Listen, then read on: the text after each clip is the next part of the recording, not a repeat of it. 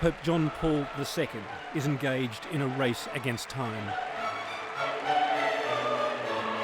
His days on this earth are clearly numbered, but his resolve to revitalise the Catholic Church is unyielding. The pontiff believes that nothing fires the faithful like the making of saints.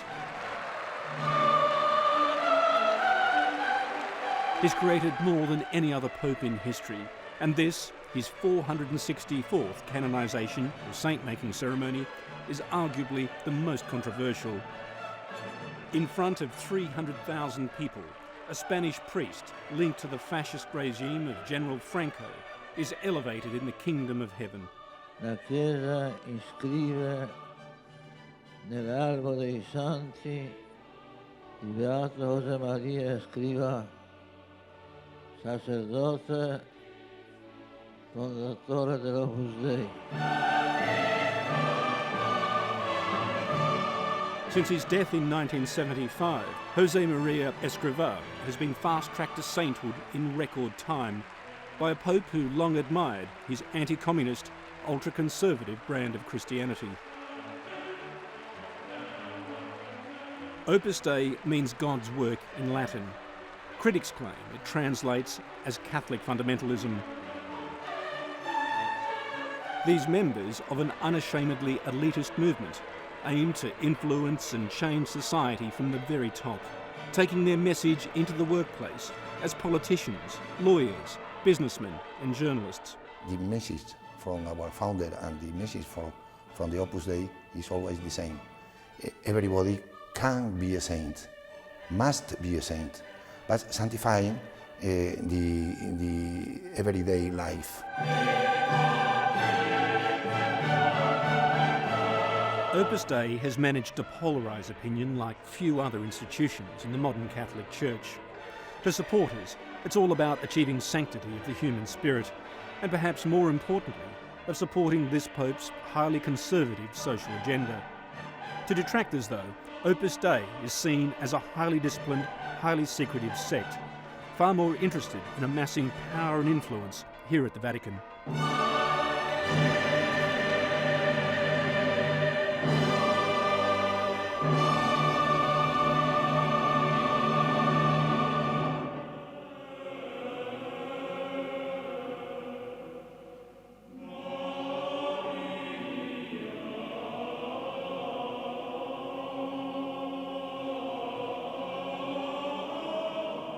In the shadow of the Pyrenees lies the very heart of the Opus Dei movement, the shrine of Trinidad.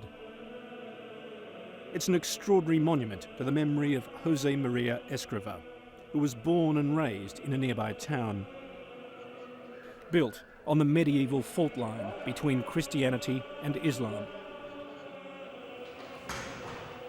Father Javier de Mora Figueroa, rector of Trinidad, is typical of Opus Dei's leadership. From one of Spain's elite families, he's a former naval officer and lay Opus Dei member who entered the priesthood aged 40. As Father Javier assumes his priestly mantle, he's flanked by Opus Dei numeraries, who form the inner core of the movement.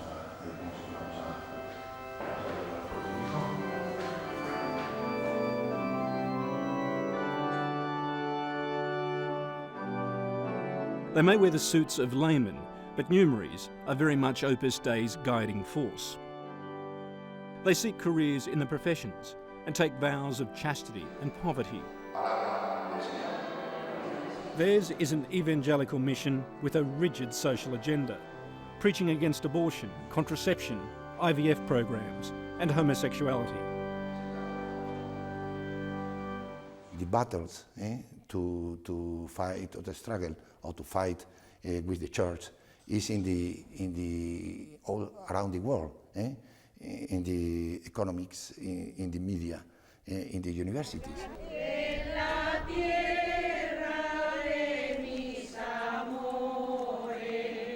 Opus Dei has 85,000 members worldwide, 2/3 of them in Spain and Latin America, and many more supporters who often make the long pilgrimage to Trinidad, where José María's statue looms larger than any representation of Christ. He has a very big heart. He's very compassionate. He has also a strong will and a strong temperament. But for me, to say in a few words, he teach me to love.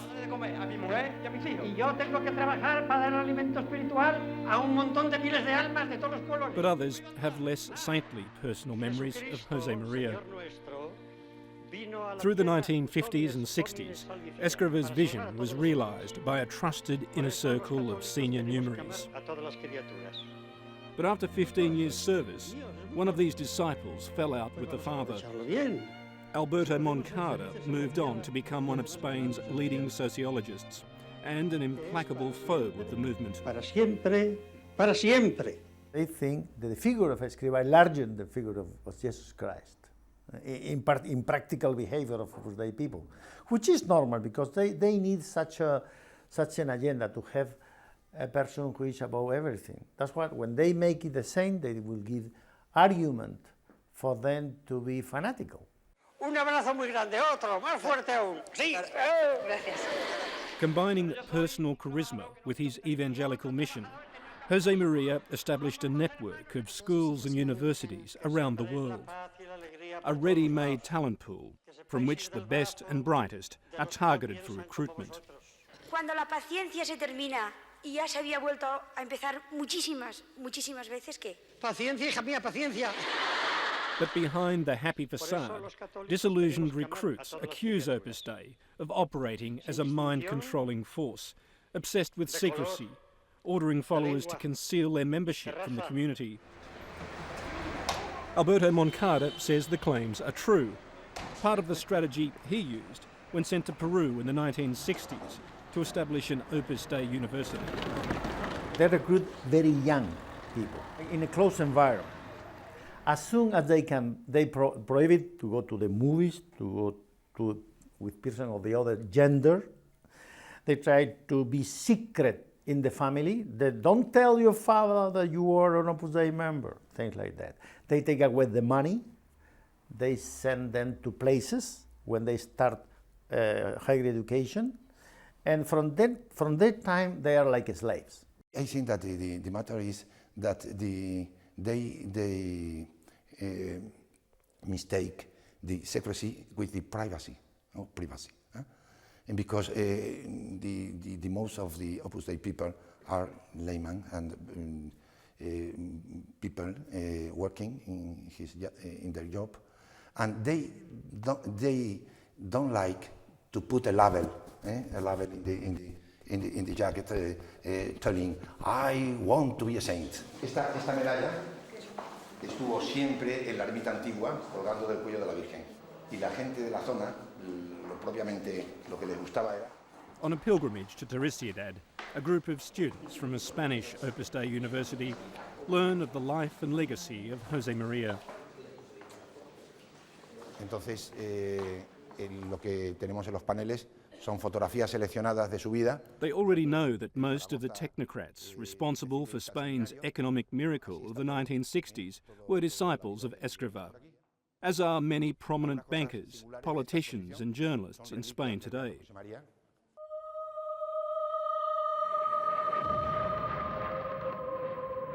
But the telling of Opus Dei's early history is far more selective. Founded by Escrivá in 1928, the fledgling movement was lucky to survive the Spanish Civil War, when communists shot thousands of priests. Under the subsequent 4-decade reign of fascist dictator General Franco, Opus Dei thrived and rapidly expanded. Escrivá once said to be in the military is halfway to becoming an Opus Dei member. Detractors claim he had close personal links to the Franco regime, an alliance that should disqualify him from sainthood.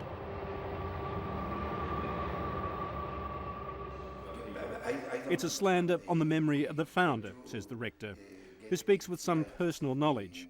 His own father was an admiral in Franco's navy. They met, I know, they met, and I think that our founder thought that Franco was a good Christian, but perhaps he never speak about politics.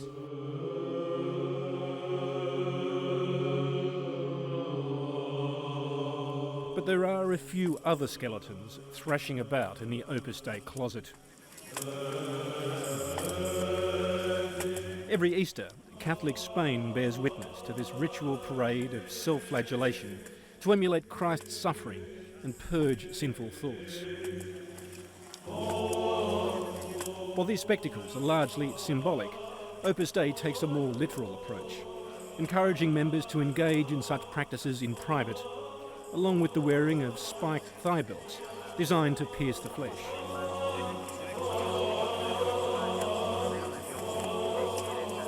The issue of Opus Dei members engaging in flagellation, mortification of the flesh. Yes, it is true. It is true, but it is not so tragic. It is not so tragic. The mortification of the flesh is a fashion in the church from the first centuries to now. No? Was it expected of the Opus Dei members to self-flagellate, to engage in mortification? On Saturdays. On Saturdays. It was terrible, no? Is it something that you do? Do you engage in that practice? Yes, of course. And it is no shame. I don't like speak about that because of my privacy, and I'm shy in this term. But I can't deny I live the mortification of the flesh. It is necessary to search the holiness. It's a rare public admission, linking such practices to the movement's core goal of achieving sanctity in everyday life. But mortification of the flesh isn't the only ritual that mortifies some other Catholics. The women, they don't sleep in beds, the women. They sleep in wood. Because the scribas say the women are sexier than men. They have funny extrapolation. He was an expert in psychology of sex. So women sleep on what? On planks? On planks, yeah. But again, what is the logic of that in No modern logical. age? I mean, torture. That's why there are many problems, many psychiatric problems, mental problems in Opus Dei. I know more than 3 people who were put into sanatoriums and many people who go. And there was even a Spanish psychiatrist in Spain who was a specialist in Opus Dei members. Alberto Moncada accuses Opus Dei of hypocrisy, of inflicting an impossibly austere lifestyle on the rank and file. While for the leadership, apparently anything goes. When you are an important person, I think you are entitled to almost everything. When I was in Peru and was was tired of talking to Opus Dei about impossible things they wanted me to do as a rector, I went to a nice hotel in Lima, have a good time with a lady. No problem. I just came back, confessed, and everything was okay.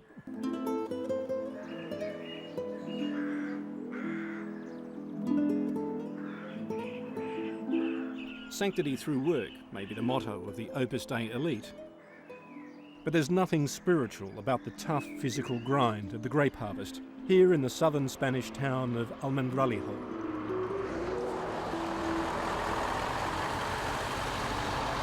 These hardy country folk seem somewhat perplexed by the revelation that God has moved among them.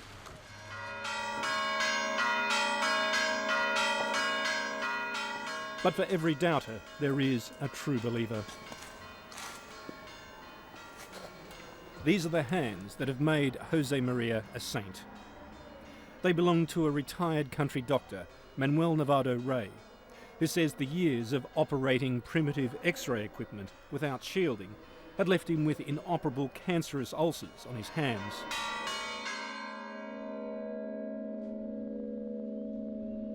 Y la verdad que le recé con mucha devoción y al cabo de 15 días me vi sorprendido porque aquellas ulceraciones prácticamente habían desaparecido.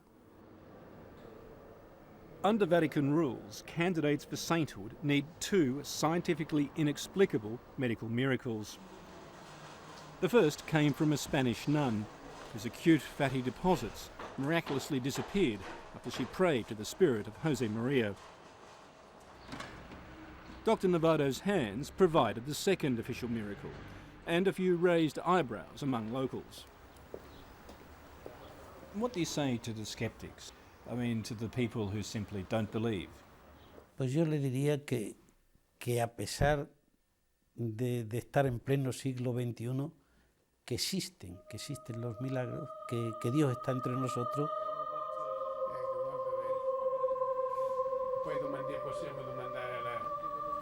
Jose Maria's fast track to sainthood led here, to the Vatican's Congregation for the Causes of Saints, the saint-making department. History weighs heavily on these shelves, where a lifetime of suffering and sacrifice in God's name awaits official scrutiny. Qui ci sono I documenti antichissimi, praticamente riguardano tutta la storia della Congregazione delle Cause dei Santi, sin dalla fondazione nel 1588.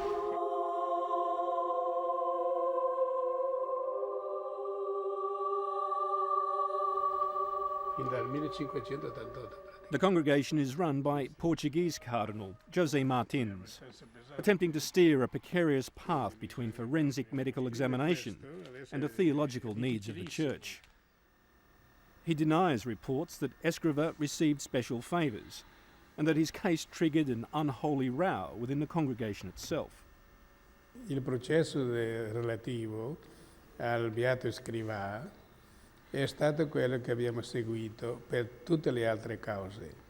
In fact, 2 members of this 30-member panel actually resigned in protest over the canonisation of Escrivá. E a me non costa. A me non costa che ci sono stati tutti questi problemi. But a seasoned Vatican watcher questions the Church's public veneer of unity. BBC Vatican correspondent David Willey says Escrivá's canonisation has debased a process that was already losing currency. This new passion for putting saints onto the fast track for sainthood seems to me to be a policy which could be reversed in years to come when people realise that today's saint may be regarded as tomorrow's sinner. In the lead-up to the canonisation, Opus Dei faithful gather at the movement's Rome headquarters to pray at the coffin holding Jose Maria's mortal remains. There's no need for a collection plate here. This is an immensely wealthy movement whose exact finances remain a closely guarded secret. According to one unchallenged estimate, Opus Dei investments generate the equivalent of $175 million a year. Well, they don't publish any accounts. They have a lot of money.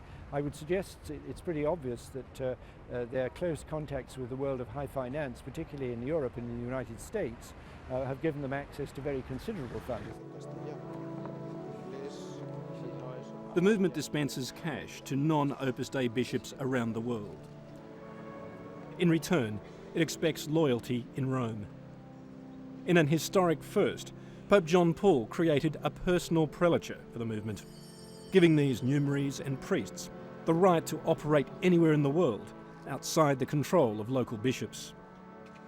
It's a source of enormous power for the organisation and great resentment within the Vatican. But no one dares publicly attack the Pope's favourites. There seems to have been a sort of conspiracy of silence on the part of the Church, not to say anything which is going to knock Opus Dei.